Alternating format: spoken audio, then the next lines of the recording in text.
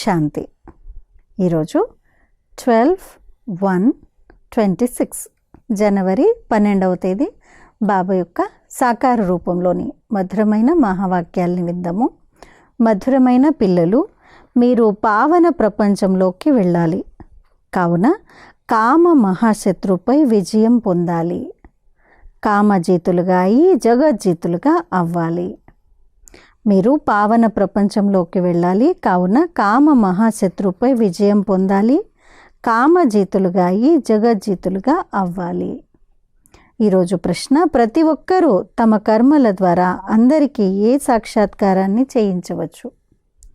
ప్రతి ఒక్కరూ తమ కర్మల ద్వారా అందరికీ ఏ సాక్షాత్కారాన్ని చేయించవచ్చు? జవాబు: తాము హంసయో లేక కొంగయో ప్రతి ఒక్కరూ తమ నడవడిక ద్వారా అందరికీ సాక్షాత్కరింపచేయవచ్చు. ఎందుకంటే హంసలు ఎప్పుడూ ఎవ్వరికీ దుఃఖాన్ని ఇవ్వవు, కొంగలు దుఃఖాన్ని ఇస్తాయి. అవి వికారిగా ఉంటాయి. పిల్లలైన మీరు ఇప్పుడు కొంగల నుండి హంసలుగా అయ్యారు. అందరినీ పారసబుద్ధి కలవారిగా తయారు చేయడం పారసబుద్ధులుగా అయ్యే పిల్లలైన మీ కర్తవ్యము. ఓం శాంతి. ఓం శాంతి అని అన్నప్పుడు మీ స్వధర్మం గుర్తుకొస్తుంది, అలాగే ఇల్లు కూడా గుర్తుకొస్తుంది. కానీ ఇంట్లో అలా కూర్చుండిపోకూడదు కదా. మీరు తండ్రి పిల్లలు కావున తప్పకుండా మీరు స్వర్గాన్ని కూడా స్మృతి చేయవలసి ఉంటుంది. కావున ఓం శాంతి అని అనడం ద్వారా మొత్తం జ్ఞానం అంతా బుద్ధిలోకి వచ్చేస్తుంది. ఆత్మనైన నేను శాంత స్వరూపాన్ని, శాంతి సాగరుడైన తండ్రి సంతానాన్ని. ఏ తండ్రి అయితే స్వర్గ స్థాపనను చేస్తున్నారో ఆ తండ్రియే మనల్ని పవిత్రంగా, శాంతి స్వరూపంగా తయారు చేస్తారు. పవిత్రతయే ముఖ్యమైన విషయం. ప్రపంచమే పవిత్రంగా మరియు అపవిత్రంగా అవుతుంది. పవిత్ర ప్రపంచంలో వికారులు ఒక్కరు కూడా ఉండరు. అపవిత్ర ప్రపంచంలో పంచవికారాలు ఉంటాయి. కావుననే వికారి ప్రపంచము అని అంటారు. అది నిర్వికారి ప్రపంచము. నిర్వికారి ప్రపంచం నుండి దిగుతూ మళ్ళీ కింద వికారి ప్రపంచంలోకి వస్తారు. అది పావన ప్రపంచము, ఇది పతిత ప్రపంచము. అది పగలు సుఖము, ఇది భ్రమించే రాత్రి. రాత్రి వేళలో ఎవరు తిరగరు, కానీ భక్తిని భ్రమించడము అనే అంటారు. ఒక చోట గమ్యం లేకుండా తిరుగుతూనే వచ్చారు కదా, అందుకని భ్రమించడం అని అన్నారు. ఇప్పుడు పిల్లలైన మీరు సద్గతిని పొందేందుకు ఇక్కడికి వచ్చారు. మీ ఆత్మలో అన్ని పాపాలే ఉండేవి, పంచవికారాలు ఉండేవి. అందులోనూ ముఖ్యమైనది కామ వికారము. దానివల్లే మనుషులు పాపాత్ములుగా అవుతారు. తాము పతితులమని మరియు పాపాత్ములమని ప్రతి ఒక్కరికి తెలుసు. ఒక్క కామ వికారం కారణంగా అన్ని అర్హతలు పాడైపోతాయి. కావుననే కామాన్ని జయించినట్లయితే మీరు జగత్తును జయించినట్లే, అనగా మీరు కొత్త విశ్వానికి అధిపతులుగా అవుతారని బాబా అంటారు. కావున లోపల అంతటి సంతోషం ఉండాలి. మనుషులు పతితులుగా అవుతారు, కావున ఏమీ అర్థం చేసుకోరు. ఎటువంటి వికారాలు ఉండకూడదని బాబా వివరిస్తారు. ముఖ్యమైనది కామ వికారం. దీనిపైన ఎన్నో హంగామాలు జరుగుతూ ఉంటాయి. ఇంటింటిలోనూ ఎంతో అశాంతి, హాహాకారాలు జరుగుతూ ఉంటాయి. ఈ సమయంలో ప్రపంచంలో హాహాకారాలు ఎందుకున్నాయి? ఎందుకంటే పాపాత్ములుగా ఉన్నారు. వికారాల కారణంగానే అసురులు అని అంటారు. ఈ సమయంలో ప్రపంచంలో పనికి వచ్చే వస్తువు ఏమీ లేదని, ఈ అడవికి మంటలు అంటుకొనున్నాయి అని ఇప్పుడు మీరు అర్థం చేసుకున్నారు. ఈ కళ్ళతో ఏదైతే చూడబడుతుందో దాని అంతటికీ మంటలు అంటుకుంటాయి. ఆత్మకైతే మంటలు అంటుకో. ఆత్మ సదా ఇన్ష్యూర్ చేయబడినట్టే, అది సదా ఉంటుంది. అవినాశి కదా ఆత్మ. ఆత్మను ఎక్కడన్నా ఇన్ష్యూర్ చేస్తారా? శరీరమే ఇన్ష్యూర్ చేయబడుతుంది. ఆత్మ అవినాశి. ఇదొక ఆట అని పిల్లలకు అర్థం చేయించబడ్డది. ఆత్మ పైన ఉంటుంది. అది పంచతత్వాలకు పూర్తిగా వేరు. పంచతత్వాల ద్వారానే మొత్తం ప్రపంచ సామగ్రి అంతా తయారవుతుంది. ఆత్మ అయితే తయారవ్వదు. ఆత్మ సదా ఉంటుంది. కేవలం పుణ్యాత్మగా పాపాత్మగా అవుతుంది. పుణ్యాత్మ పాపాత్మ అన్న పేర్లు ఆత్మకే ఉంటాయి. పంచవికారాల వల్ల ఎంతో అశుద్ధంగా అయిపోతారు. ఈ పాపాల నుండి విడిపించేందుకు ఇప్పుడు తండ్రి వచ్చారు.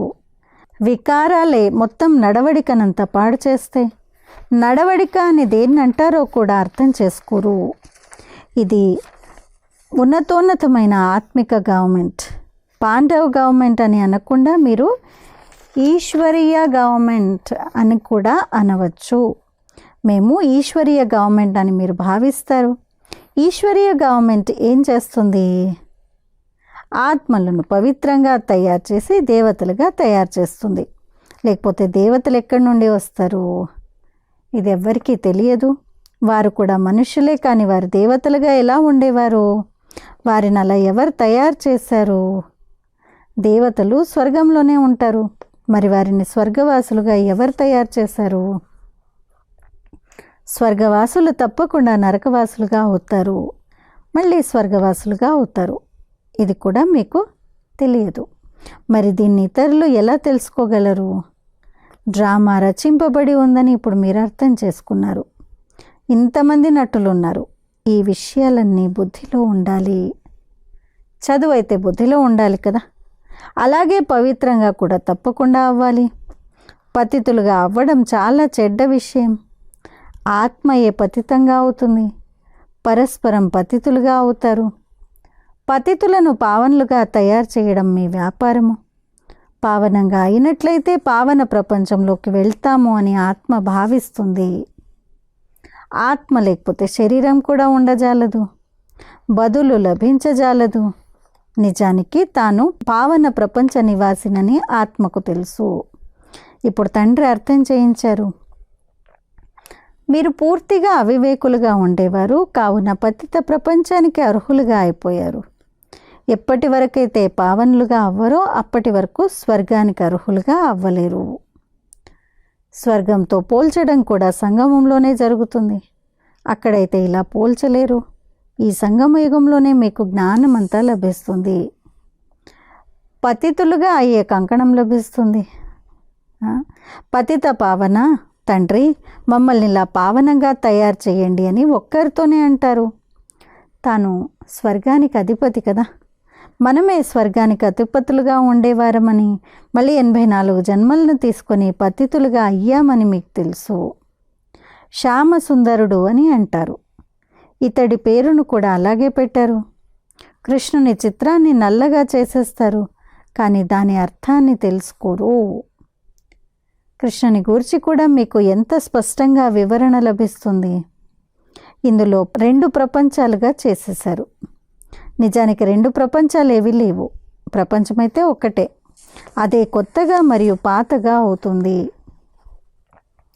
మొదట చిన్నపిల్లలు కొత్తగా ఉంటారు, మళ్ళీ పెరుగుతూ వృద్ధులుగా అయిపోతారు. కావున అర్థం చేయించేందుకు మీరు ఎంతగా కష్టపడతారు. మీరు మీ రాజధానిని స్థాపన చేసుకుంటున్నారు కదా. లక్ష్మీనారాయణలు అర్థం చేసుకుంటున్నారు కదా. అర్థం చేసుకోవడం ద్వారా వారు ఎంత మధురంగా అయ్యారు. ఎవరు అర్థం చేయించారు? భగవంతుడు. యుద్ధాలు మొదలైన వాటి విషయం ఏదీ లేదు.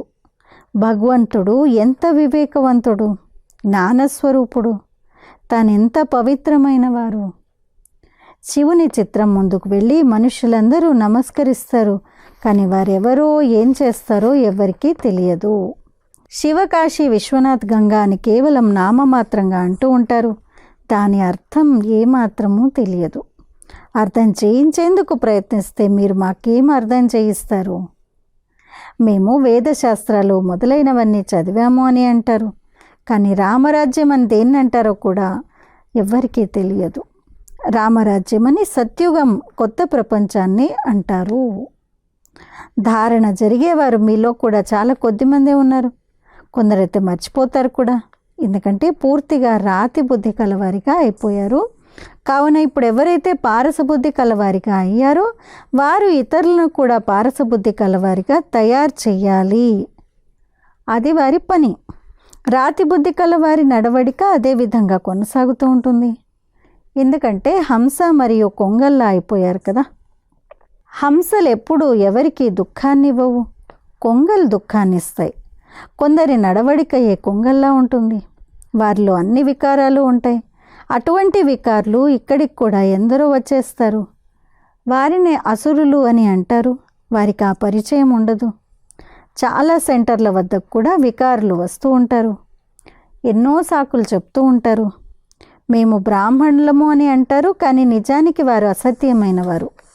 దీన్ని అసత్యమైన ప్రపంచము అని అంటారు. ఆ కొత్త ప్రపంచం సత్యమైన ప్రపంచం. ఇప్పుడు ఇది సంగమము. ఎంత తేడా ఉంటుంది.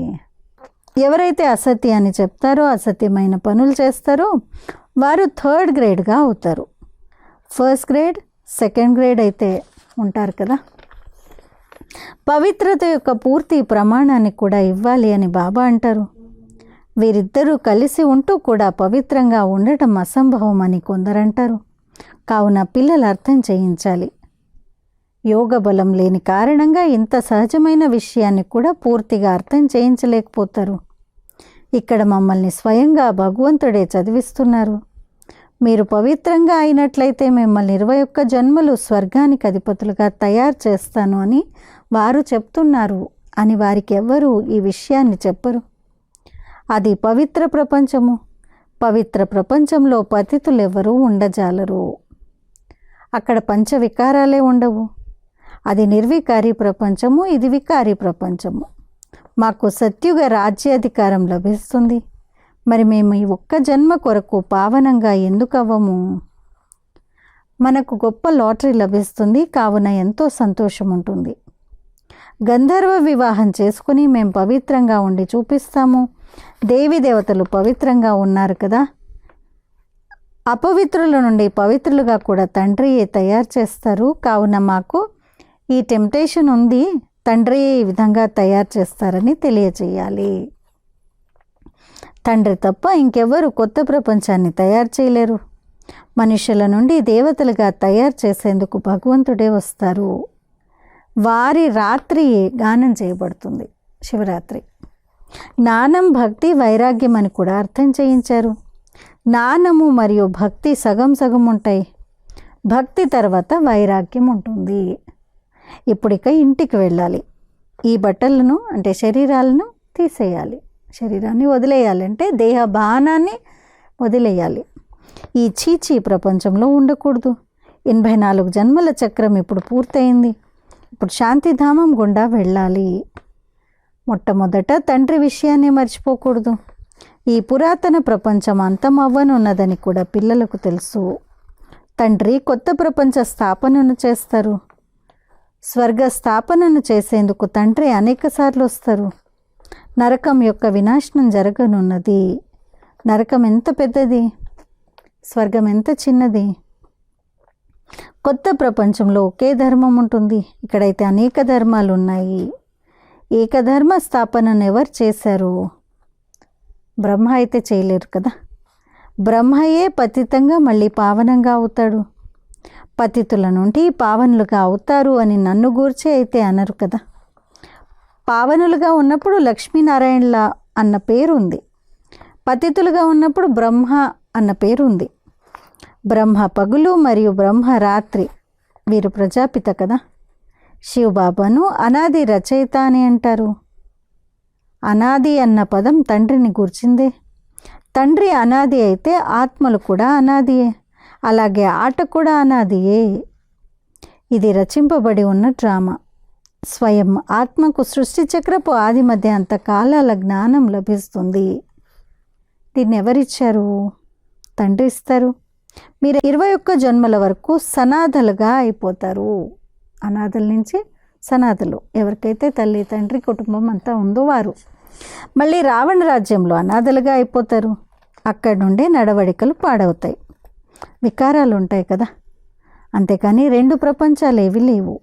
నరకం, స్వర్గం అన్నీ కలిసే ఉంటాయని మనుషులు భావిస్తారు.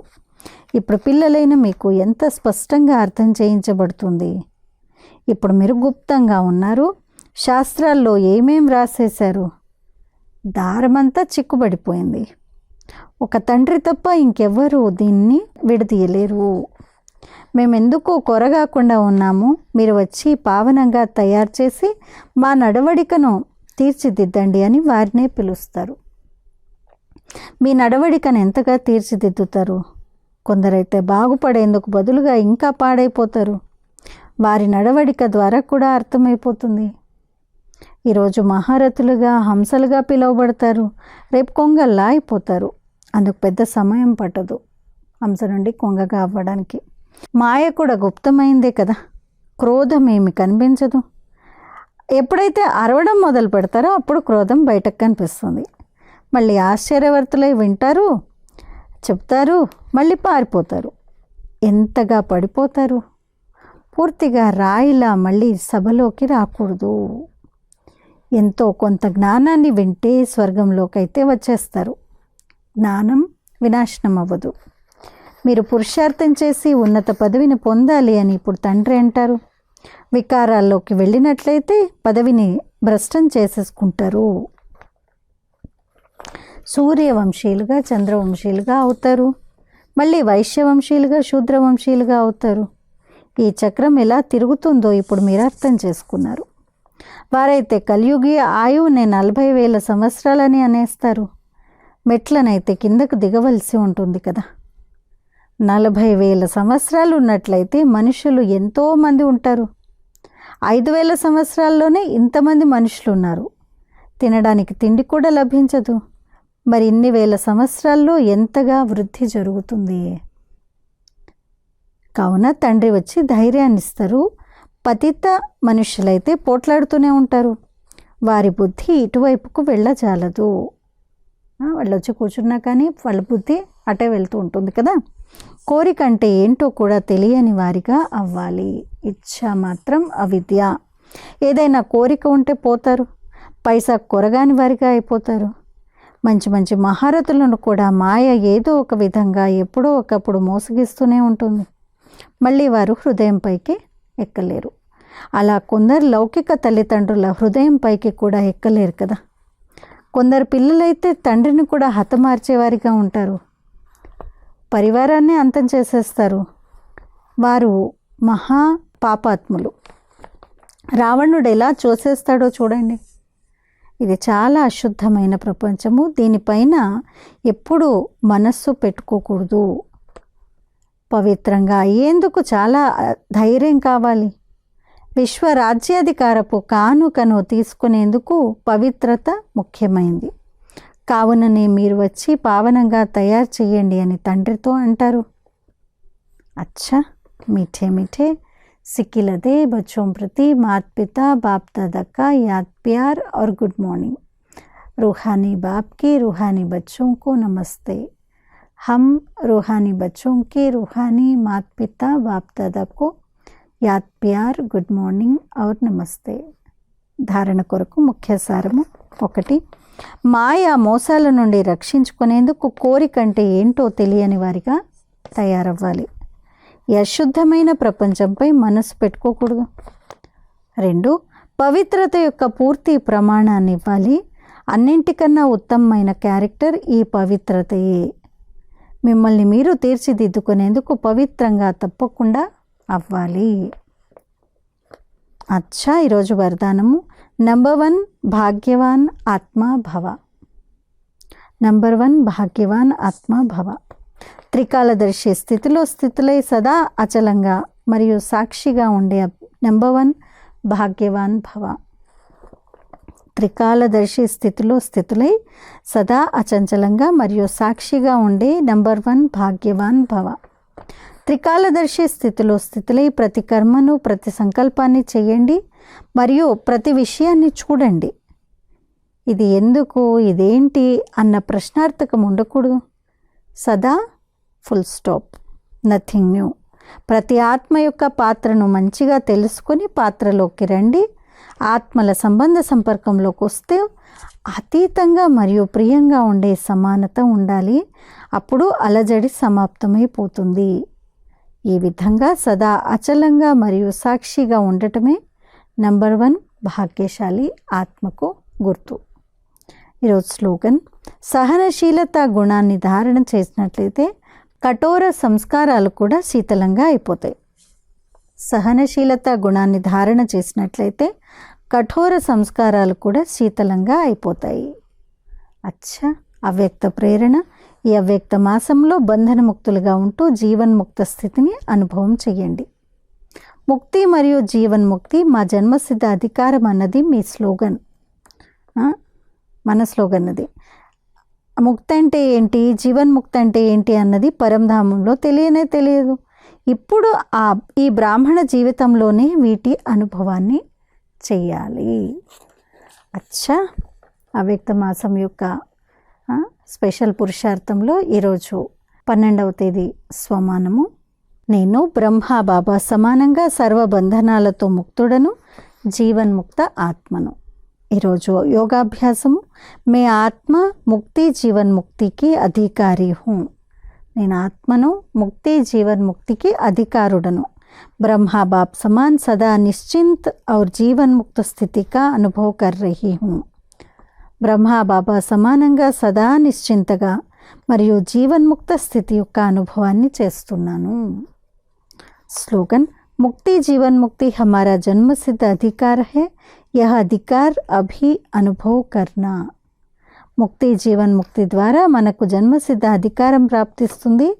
ఈ అధికారాన్ని ఎల్లప్పుడూ అనుభవం చేస్తూ ఉండండి. అచ్చా, ఓం శాంతి.